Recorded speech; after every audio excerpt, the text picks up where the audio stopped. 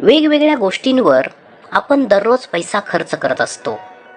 कधी 100 रुपये, कधी 1000 रुपये, कधी 10,000, कधी लाखो रुपये खर्च केले जातात. मात्र तुम्ही कधी कल्पना केली का की तुम्ही जितके पैसे दररोज खर्च करता ते खर्च केल्यानंतर जर त्याच्या कितीतरी अधिक पट पैसा परतून जर तुमच्याकडे आला तर मित्रांनो, तुमचा खिसा कधीच रिकामा राहणार नाही. तुमच्या संपत्तीमध्ये, तुमच्या मालमत्तेमध्ये, प्रॉपर्टीमध्ये सातत्याने वाढ होत राहील. असा काही उपाय, अशी काही तांत्रिक क्रिया आहे का? मित्रांनो, याचं उत्तर हो असं आहे. होय, हजारो वर्षांपूर्वी हिंदू धर्माच्या ऋषीमुनींनी कठोर तपश्चर्या करून अशी काही तंत्र विकसित केलेले आहेत. अशा काही तांत्रिक क्रिया, अशा काही साधना विकसित केलेल्या आहेत की ज्यामुळे आपण जितके पैसे खर्च कराल त्याच्या कितीतरी पट अधिक पैसा आपल्याकडे परतून येईल. आपल्या संपत्तीत, आपल्या मालमत्तेत, प्रॉपर्टीमध्ये प्रचंड वाढ सातत्याने होत राहील. मित्रांनो, हे कसं शक्य आहे? आज आपण एका अशा संख्येबद्दल बोलणार आहोत जी संख्या क्वांटम नंबर म्हणून ओळखली जाते.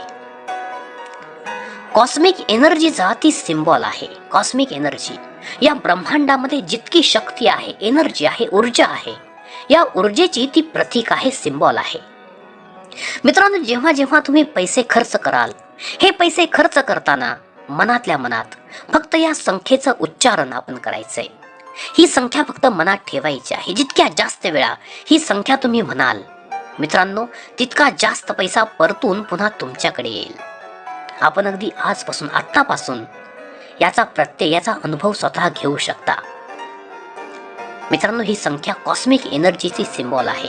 जेव्हा जेव्हा तुमच्या मनामध्ये या संख्येविषयीचे विचार उमटतील, या संख्येविषयीच्या भावना प्रकट होतील, एक प्रकारची कॉस्मिक एनर्जी या पैशांच्या माध्यमातून तुमच्याकडे आकर्षित होईल आणि या कॉस्मिक एनर्जीच्या आधारेच प्रचंड पैसा पुन्हा परतून तुमच्याकडे नक्की येईल. मित्रांनो, याची जी विधी आहे ती व्यवस्थित समजावून घ्या. आपण जेव्हा जेव्हा एखाद्या व्यक्तीस पैसे द्याल, दुकानदार असेल किंवा तुम्ही कोणतीही खरेदी विक्री केलेली आहे, कोणतीही प्रॉपर्टी घेतली, जेव्हा जेव्हा तुम्ही पैसा द्याल, अगदी कितीही, अगदी 10 रुपयांच्या नोटेपासून ते लाखो करोडो रुपये जेव्हा जेव्हा तुम्ही दुसऱ्या व्यक्तीस द्याल, तेव्हा तेव्हा या पैशांचं जे टोक आहे ते टोक स्वतःकडे ठेवा. हे पहा, पैशांना 2 टोक असतात, नोटांना. ही दोन्ही टोकं आपण स्वतःकडे करा. जर तुम्ही एखाद्या थैलीमध्ये पैसे देताय तर थैलीचं जे तोंड आहे, मुख आहे, ते स्वतःकडे ठेवा, स्वतःच्या शरीराकडे ठेवा. जर एखादी बॅग देताय, सुटकेस देताय, तिचं तोंड ज्या दिशेने उघडतं ती बाजू आपल्याकडे ठेवा. आणि मित्रांनो, आपल्याकडे ठेवून दोन्ही हाताने किंवा एका हाताने आपण हे पैसे समोरच्या व्यक्तीस द्यायचे आहेत. आणि देताना वारंवार मनामध्ये या संख्येचा सातत्याने जप करायचा आहे. मित्रांनो, संख्या आहे 708, 708. कोणत्याही भाषेत म्हणा, हिंदी असेल, अरबी असेल, उर्दू असेल, मराठी, हिंदी, कोणतीही भाषा असो, कोणत्याही भाषेमध्ये आपण या संख्येचा जप करा. मात्र लक्षात घ्या, व्हिडिओ पूर्णतः तुम्ही पाहत चला, ऐकत चला, काळजीपूर्वक माहिती घेतला, कारण अर्धवट माहितीवर केलेले उपाय हे नेहमी सपशेल अपयशी ठरलेले आहेत.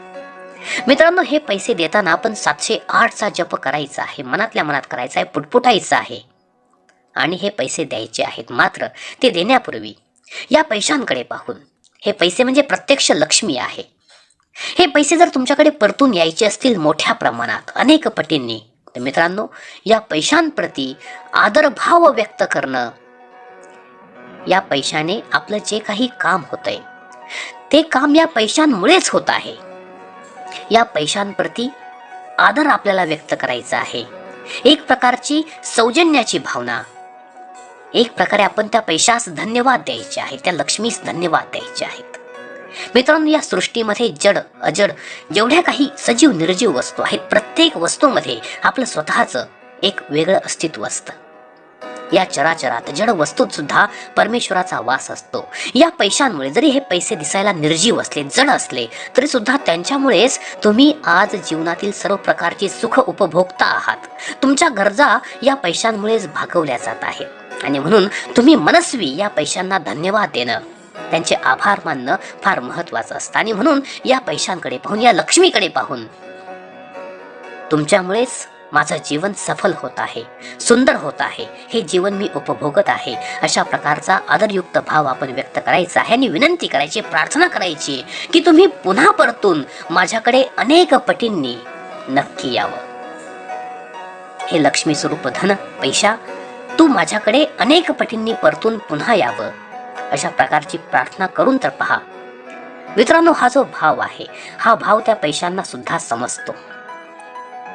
झाडे असतील, वनस्पती असतील, अगदी दगड असेल, या निर्जीव वस्तूंना सुद्धा आपल्या मनातील भाव समजतात.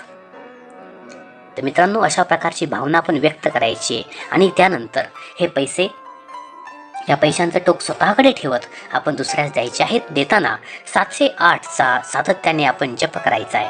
मित्रांनो, यातील जे अंक आहेत 7, 0 आणि 8, 7, 0 आणि 8 यांची जर आपण बेरीज केली तर ही बेरीज 15 येते. 15 मधील 1 आणि 5 या अंकांची पुन्हा जर बेरीज केली तर ती 6 येते. मित्रांनो, 6 ही संख्या शुक्र ग्रहाशी निगडीत आहे. आणि शुक्र ग्रह आपल्या भाग्यामध्ये, आपल्या नशिबामध्ये असे अनेक राजयोग निर्माण करतो की ज्यामुळे धन, पैसा, संपत्ती आपल्याकडे सातत्याने निर्माण होत जाते, सातत्याने तिच्यामध्ये वाढ होत राहते.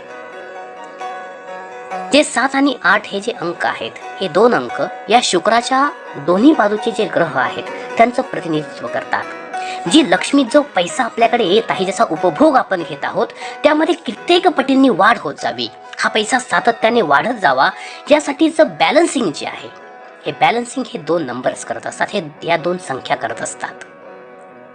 तर मित्रांनो, इथून पुढे जेव्हा जेव्हा तुम्ही पैसा खर्च कराल, त्या पैशांप्रती आत्मीयता दाखवा, धन्यवाद द्या त्या लक्ष्मीस आणि पुन्हा परतून येण्याची मनोभावे विनंती करा. आपली ही विनंती, आपली ही प्रार्थना नक्की मान्य होते, अनेक पटींनी पैसा येऊ लागतो. मात्र एक छोटीशी गोष्ट सांगतो की तुमच्याकडे जो पैसा येईल, जी लक्ष्मी येईल, तिचा अनादर कधीच करू नका. वाईट गोष्टींसाठी, व्यसनांसाठी किंवा नको त्या गोष्टींसाठी जर आपण या लक्ष्मीचा वापर करू लागलात तर मात्र मित्रांनो, 708च काय, अगदी कोणतीही संख्या तुमच्या धनामध्ये, तुमच्या पैशांमध्ये वाढ करू शकणार नाही. आहे तो पैसा सुद्धा टिकणार नाही. स्त्री असेल, पुरुष असेल, अगदी लहान मुलांपासून ते ज्येष्ठ वयोवृद्धांपर्यंत प्रत्येक व्यक्ती हा उपाय करू शकते. आपल्या सर्वांच्या जीवनात माता लक्ष्मीच्या आणि भगवान श्रीहरी श्री विष्णूंच्या कृपेने धन, वैभव, अपार सुख, सौभाग्य निर्माण हो, याच मनोकामनेसह आम्ही या ठिकाणी थांबत आहोत. व्हिडिओ आवडल्यास लाईक आणि सबस्क्राईब करायला विसरू नका. धन्यवाद. ओम नमो नारायणा.